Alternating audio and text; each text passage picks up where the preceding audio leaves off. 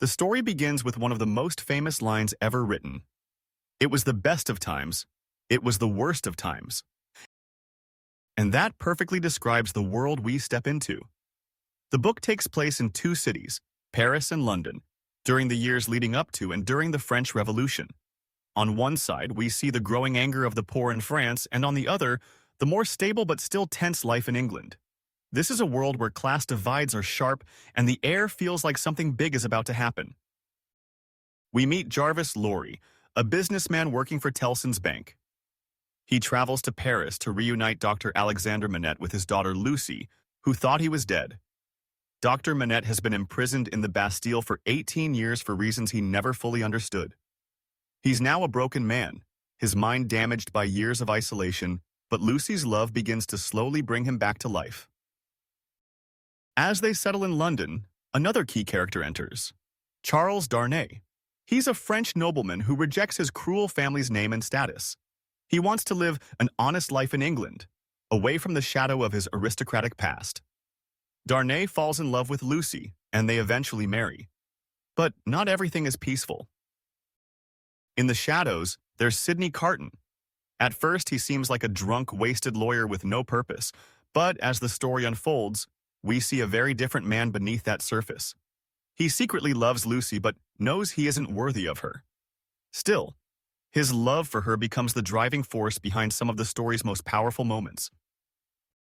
Meanwhile, in Paris, the revolution is boiling over. The poor rise up against the rich, the streets run with blood, and the guillotine becomes the symbol of justice. The Defarges, especially Madame Defarge, are at the center of this storm. Madame Defarge has a personal grudge against Darnay's family because of terrible crimes committed against her own family by Darnay's uncle and father. She becomes a ruthless leader, constantly knitting the names of those who will die into her scarf. When Darnay travels back to France to help a friend, he is arrested. His old family name makes him a target. Despite Lucie's pleas and Dr. Manette's influence, the revolutionary court condemns him to death. The tension rises as time runs out. And this is where Sidney Carton steps forward. In the end, the man who seemed so lost proves to be the most heroic. Knowing he can never have Lucie, Carton makes the ultimate sacrifice. He secretly switches places with Darnay in prison, using their striking resemblance to fool the guards.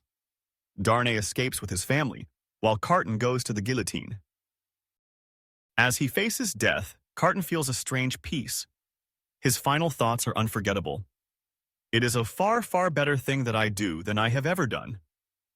His sacrifice gives Lucie, Darnay, and their child a chance at a happy life.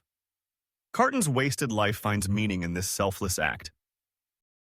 The story leaves us with powerful questions about justice, revenge, sacrifice, and redemption. The revolution tears apart a society, but in the middle of all that cruelty, a broken man finds the courage to do something truly beautiful. And that is why A Tale of Two Cities still moves readers even today.